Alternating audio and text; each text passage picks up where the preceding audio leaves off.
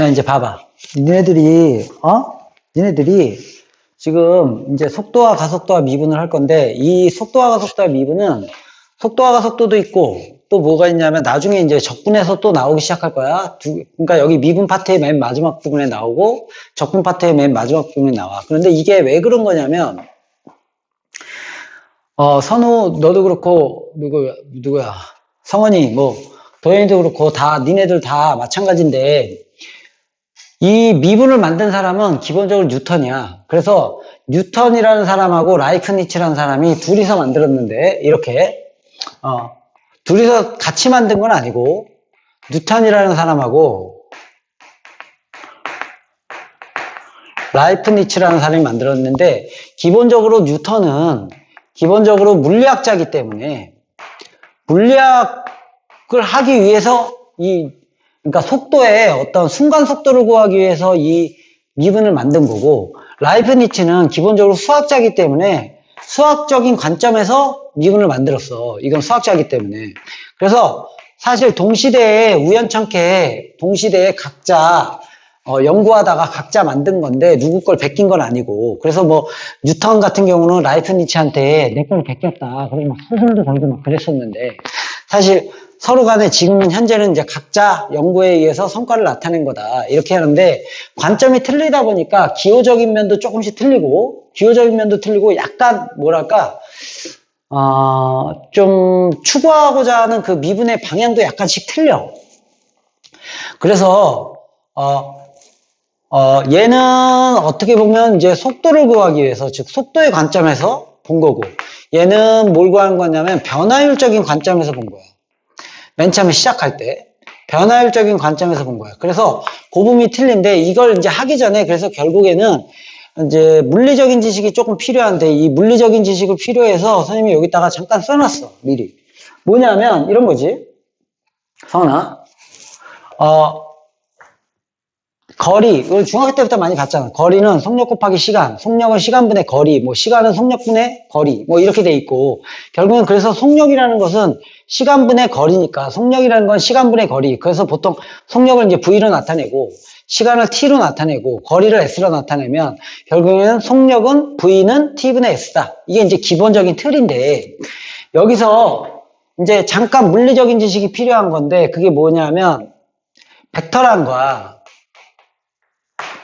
스칼라량이 있어.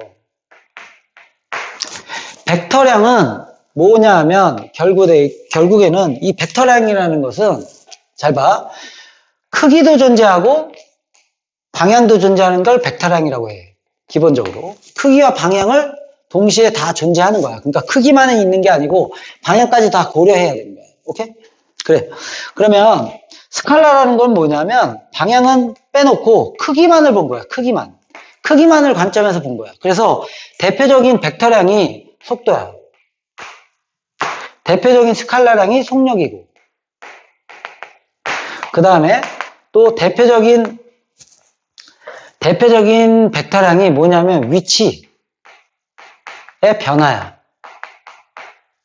위치의 변화량. 뭐 짧게 말하면 변이라고 하는데, 물리에서는 위치의 변화량이고, 대표적인 스칼라량이 거리야. 이렇게. 그 다음에 이제 시간이라는 거는 뭐 스칼라량도 아니고 벡터량도 아니고 그냥 시간이라는 게 있어. 그럼 여기서 지금 세 가지 요소가 있지. 뭐 그 외적인 건 물리니까, 뭐 힘은 벡터량이고 뭐 일은 스칼라량이고 막 이런 것들도 있는데, 그런 거는 뭐 니네한테는 뭐 필요 없고, 물리니까, 수학을 배우는 거니까. 여기서 속력과 거리는 같은 라인으로 들어가 주는 거고, 속도하고 위치의 변화량이 같은 라인으로 들어가는 거야. 그러니까 우리가 어렸을 때부터 배웠던 속력이나 속도라는 것은 다 속도가 아니고 속력인 거야. 그러니까 보통 사람들은 다 속도라고 생각하지만 사실은 다 속력인 거지. 그러니까 이렇게 되는 거지. 속력은 시간분의 거리, 이렇게 되는 거지만, 속도는 시간분의 위치의 변화량, 이렇게 되는 거지. 거리가 아니야. 착각하면 안 돼. 그러니까 여기서 이제 이렇게 생각해봐. 우리가 예전 교과 과정에서는 기하 벡터라는 걸 배웠어.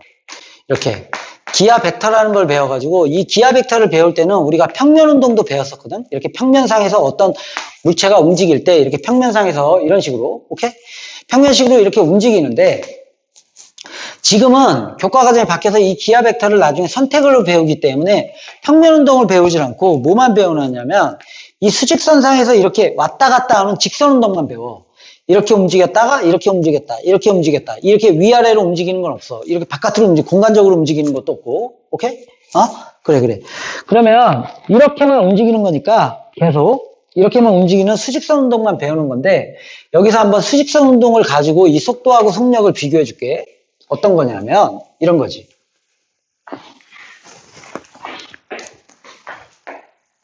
이 수직선 위에 어떤 점 P가 있어.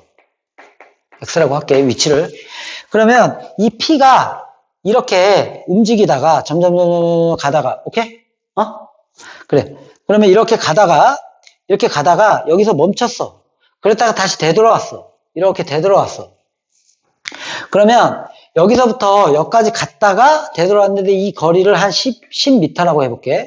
그리고 여기를 갔다가 온 시간을 뭐 한 5초라고 해볼게. 5초. 이렇게.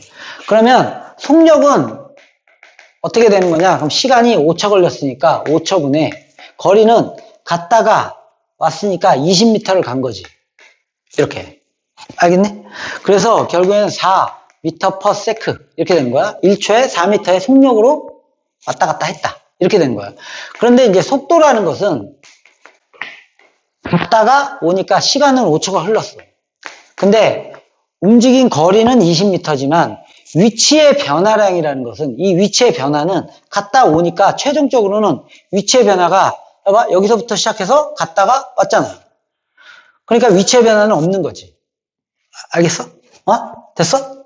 그래서 결국에는 위치의 변화가 0이다 보니까 속도는 0이다. 이렇게 되는 거야. 0m/s. 그러니까 결국엔 오늘 니네가 아침에 일어나서 뭐 집에서 이제 나와서 학원에 버스 타고 오고 뭐 아니면 뭐 학원에 오기 전에 뭐 슈퍼에 들렀다가 막 갔다가 이제 학원 끝나고 집에 딱 도착했어. 그러면은 어떻게 되는 거야? 속도는 0이 되는 거야. 어차피 위치의 변화가 안 생겼으니까. 그래서 이게 이제 기본적으로 알아야 될 기본적인 그 속도의 기본이야, 기본.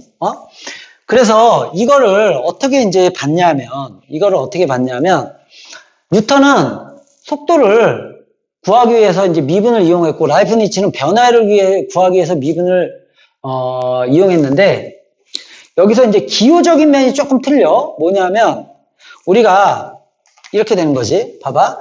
어떤 식을 미분할 때 같은 문자에 대해서 미분할 때는 그냥 기본적으로 똑같아. 예를 들어서 x3승이라는 게 있고 이렇게 그래, 여기서 기호적인 걸 한번 써볼게.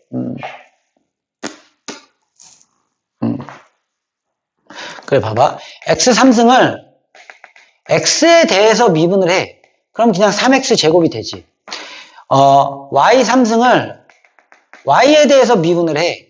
그러면 3y 제곱이 돼. 그 다음에 t3승을 t에 대해서 미분을 해. 그러면 결국에는 3t 제곱이 돼. 아무 상관이 없어. 그런데 문제는 이거야. 요번에는 y를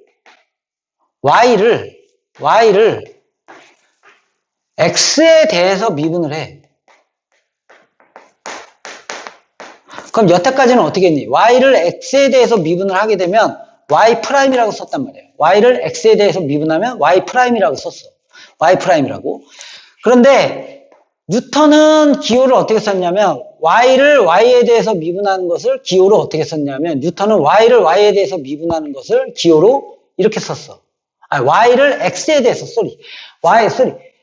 y를 x에 대해서 미분하는 거를 y 이렇게 썼어.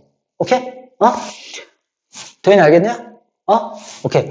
y를 y에 대해서 미분한 것을 y를 x에 대해서 미분하면 y 이렇게 썼어. 그런데 요즘에는 그냥 이거를 니네 고등학교에서는 그냥 이렇게 쓰지 않고 이렇게 썼단 말이야. y를 x에 대해서 미분할 때.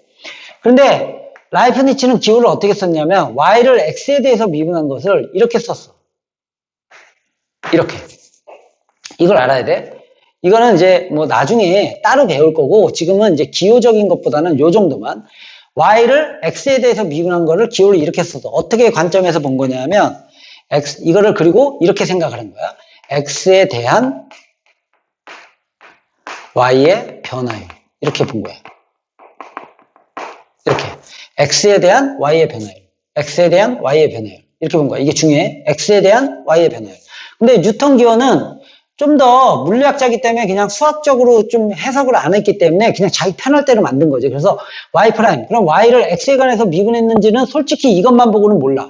y를 미분한 건 알겠는데 뭐에 대해서 미분한 건지는 모르는데, 우리가 워낙 어렸을 때부터 함수라는 거는 x하고 y에 대한 관계식이다 보니까 y를 x에 대해서 미분할 때만 이렇게 써주는 걸 인정해 주는 거야. 그냥 약식으로. y를 x에 관해서 미분할 때만 이렇게 써주는 거야. 예를 들어서 이제 이런 거지. 만약에 t를 x에 대해서 미분해라.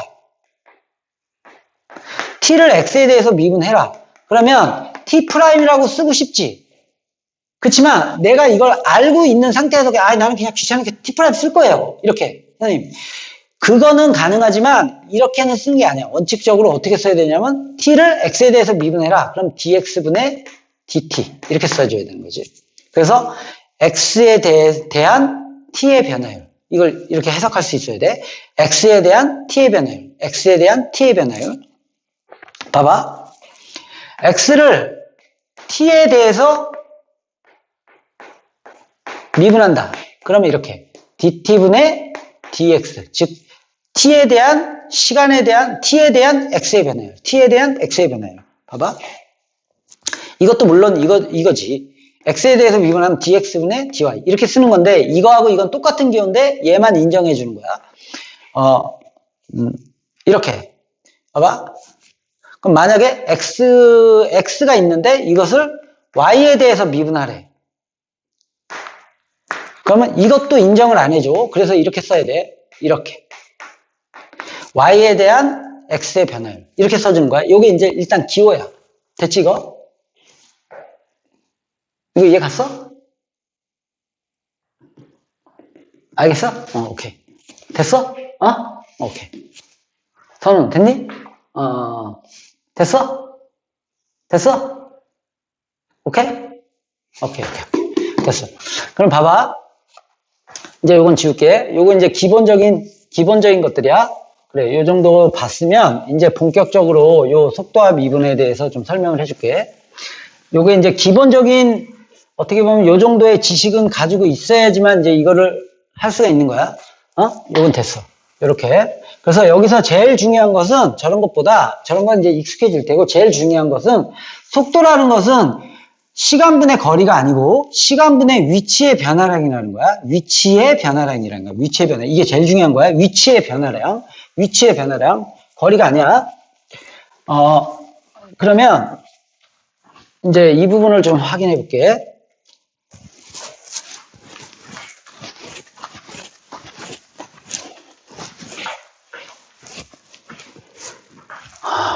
이번 파트는 사실은 문제 푸는 건 되게 쉬워. 문제 푸는 건 되게 쉬운데 이 이론을 좀 정확히 알아두면 나중에 이제 속도와 적분을 할 때도 이거 똑같은 거구나. 그래서 그 인식이 되고 나중에 미적분을 따로 배우더라도 그 부분에서도 똑같아. 그러니까 이제 이 부분을 볼게. 수직선 위에 이렇게 수직선 운동만 배우는 거니까 이렇게 수직선이 있는데 이 수직선 위에 어떤 점 P가 있어. 좌표는 이렇게 표시하는 거 알지? P에다가 X, 가로치고 X. 뭐 이렇게 된 거잖아. 저건 뭐. 예를 들어 여기 3이다. 그러면 이 점을 A라고 했다. 그럼 A, 가로치고 3. 이렇게 표시하는 거잖아. 그러니까 이제 봐봐. 수직선에 P라는 점이 있는데 얘가 움직여. 아까도 얘기했지만 속도에서는 속도, 위치의 변화, 그 다음에 시간. 이렇게 3요소가 있잖아. 그러면 여기서 얘가 이제 이렇게 움직이고 있지. 봐.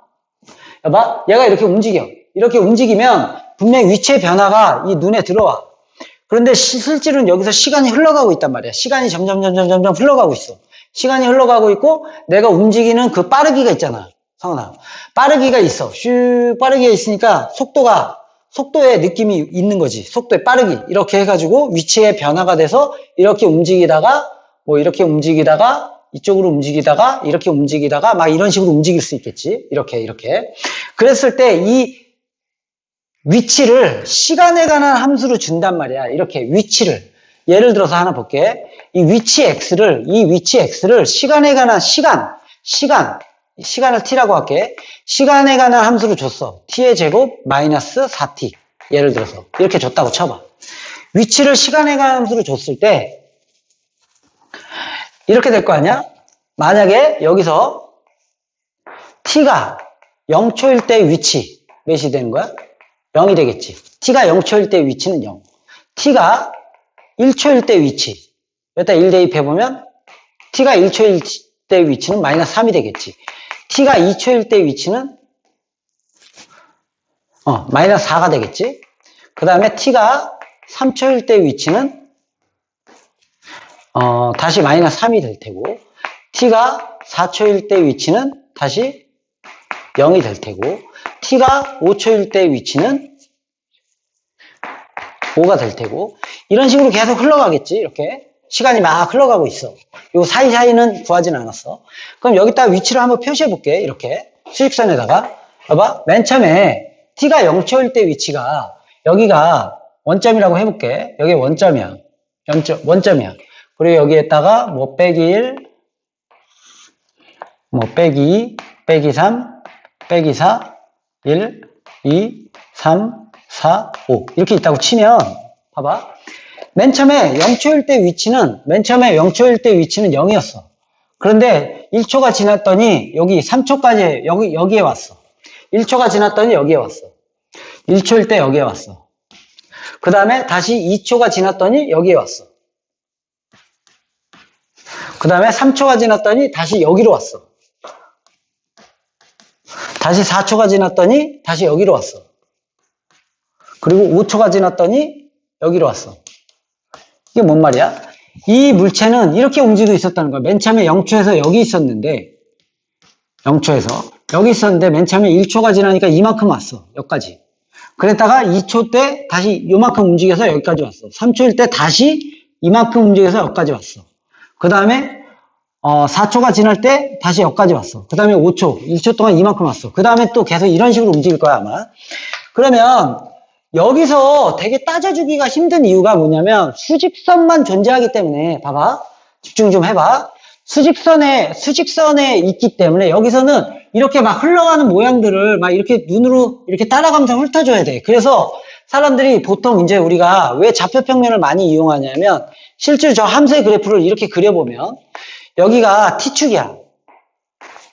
T축. 그 다음에 이게 X축이지. 이게 이제 위치지, 위치. 이게 이제 시간이고. 그러면 시간이 0초에서 1초, 2초, 3초, 4초, 5초 이렇게 흘러갈 동안 위치는 맨 처음에 0초에서 0이었고 0초에서 0이었고 1초에서 몇이었어? 마이너스 3이었고 2초에서 다시 마이너스 4가 될 테고 그 다음에 3초가 됐을 때 다시 위치가 마이너스 3이고 그 다음에 4초일 때 다시 0이고 0초일 때 0이었고 5초일 때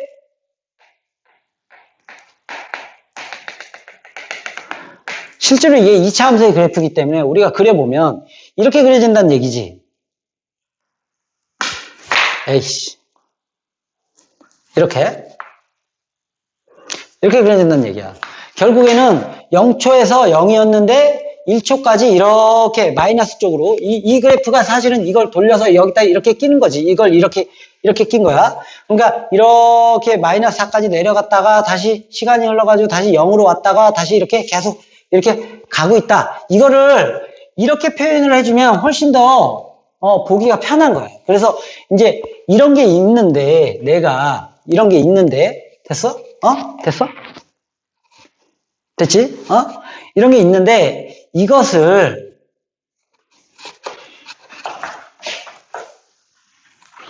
여기서부터 이런 게 있는데 여기서부터 내가 이것을 양변을 t에 대해서 미분할 거야. 이제부터 t에 대해서 미분할 거야. t에 대해서 미분을 하게 되면 봐봐. 위치를 시간에 관한 함수로 이렇게 주어졌을 때 양변을 t에 대해서 미분하게 되면 x는 dt분의 dx가 되고 얘는 t에 대해서 미분하니까 2t 빼기 4 이렇게 되겠지. 그랬을 때 이거를 수학적으로 읽으면 이렇게 된다는 얘기야. 이걸 수학적으로 읽으면 시간에 대한, 그러니까 라이프니츠의 관점에서 본 거지. 시간에 대한 위치의 변화율이다. 이렇게 된 거야. 수학적인 관점에서만 보면 이건 뭐야? 그러면 시간에 대한 위치의 변화율이야. 이거 끝난 거야. 그냥 수학적인 관점에서만 보면. 그런데 뉴턴이 이거를 만든 거기 때문에 뉴턴은 이렇게 본 거지. 시간에 대한 위치의 변화율. 시간에 대한 위치의 변화율을 뉴턴은 속도라고 할게. 이렇게 한 거야. 속도라고 할게. 그리고 V로 표시한 거지. 이렇게. 수학적인 관점에서만 보면 시간에 대한 위치의 변화율이야. 그냥 그리고 끝나는 건데 이거를 속도라 하자. 이렇게 정의 내린 거예요.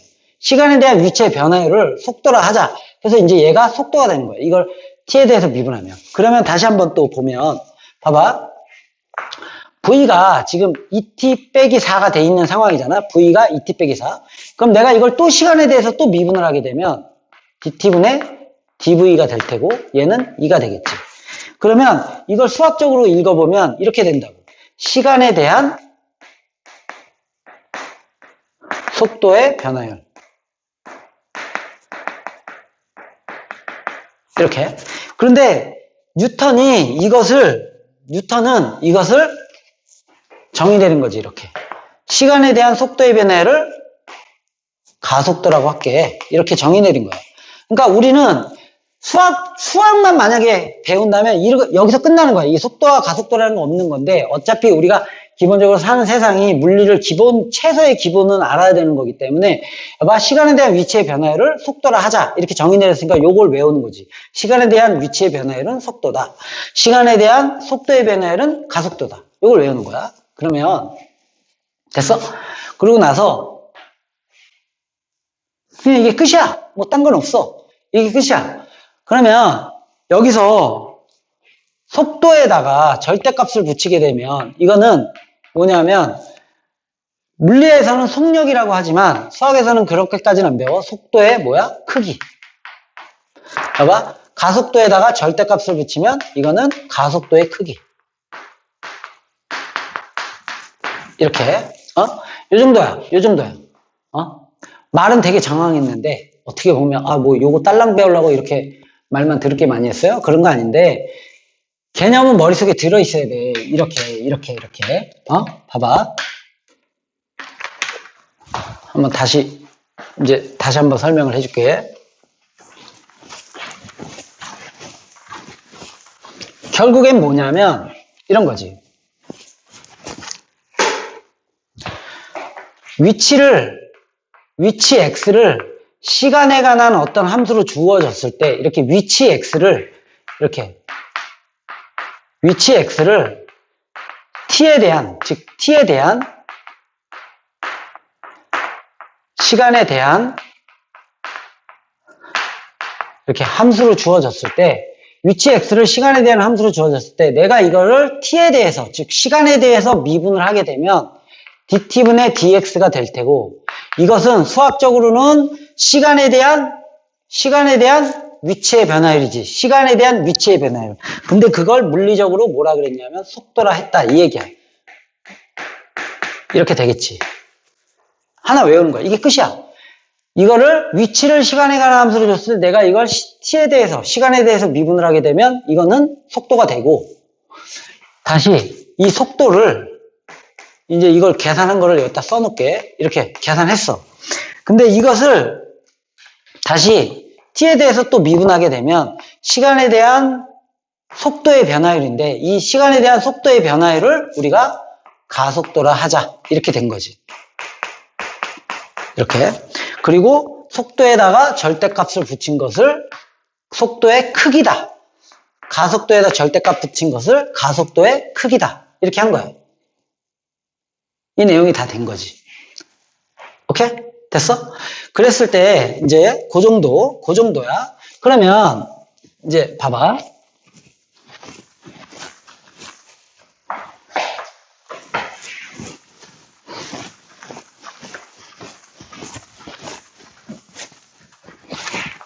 만약에 어떤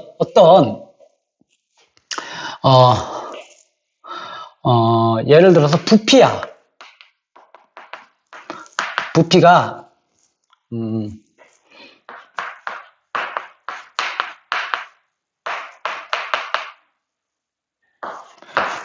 이렇게 있다고 쳐봐.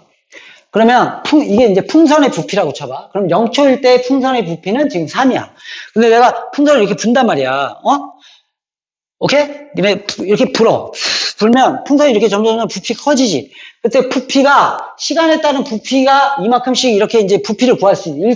0초일 때 부피는 3이고, 1초일 때 부피는, 7이고, 2초일 때 부피는 몇이고, 이런 식으로. 그런데 몇 초일 때 그 순간의 변화, 이게 부피가 점점 커지는데 그 순간적인 변화가 어떻게 되냐? 그럼 내가 이걸 시간에 대해서 미분을 하게 되면,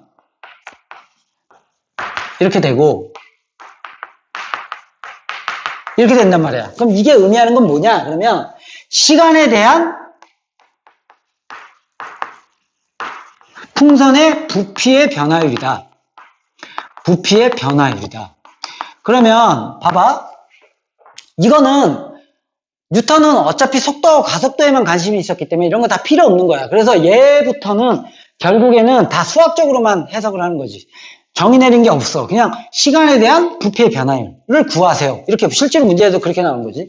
이 부피가 풍선이 이렇게 변하는데 부피가 3초일 때 부피의 변화율은 어떻게 돼? 그럼 1초일 때 부피의 변화율은 어떻게 돼? 그럼 시간에 대한 부피의 변화율은 1초일 때는 여기다 1 넣으면 5. 1초일 때 부피의 변화율은 7이다. 이런 식으로 단순하게 구할 수가 있는 거야. 모든 경우가 다 마찬가지야. 어떤 압력이 시간에 대해서 이렇게 주어졌어. 그러면 dt분의 dp. 그러면 결국 2t 플러스 1에 대해서 이게 뭐야? 그럼 시간에 대한 압력의 변화율. 예를 들어서 이렇게 여기에 그릇이 이렇게 있는데 여기다 내가 물을 막 부어. 물을 막 붓더니 물이 막 차. 그래서 이 넓이가 시간이 흘러감에 따라서 이 넓이가 어떻게 변해?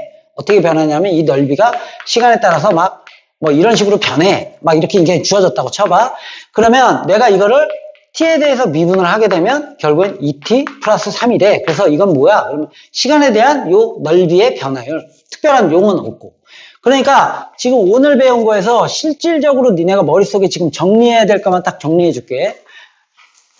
나머지는 그냥 들어서 그냥 지식으로 한번 듣고 그냥 까먹었어도 상관없어. 그냥 니네가 지식으로 알아야 될 것은 이거야. 위치를 시간에 관한 함수로 주어졌을 때 이렇게 위치, 수직선상에서의 어떤 위치 x의 함수가 시간에 관해서 이렇게 주어졌을 때 그것을 시간에 대해서 미분을 하게 되면 그게 의미하는 것은 속도다. 그거 하나 딱 알면 돼. 시간에 대해서 미분하면 그게 속도다. 다시 속도를 시간에 관한 함수에서 미분하면 그것이 가속도다. 이렇게 되는 거야. 수학적으로는 시간에 대한 위치의 변화율, 그걸 속도라 하고 시간에 대한 속도의 변화를 가속도라고 한 거야.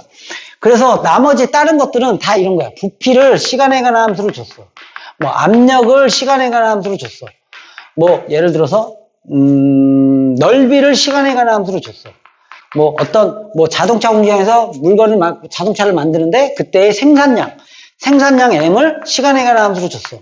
그럼 내가 이거를 시간에 대해서 미분을 하면 dt분의 dv는 f't, dt분의 dp는 f't, dt분의 ds는 f't, dt분의 dm은 f't, 이런 식으로 될 거 아니야, 계산을?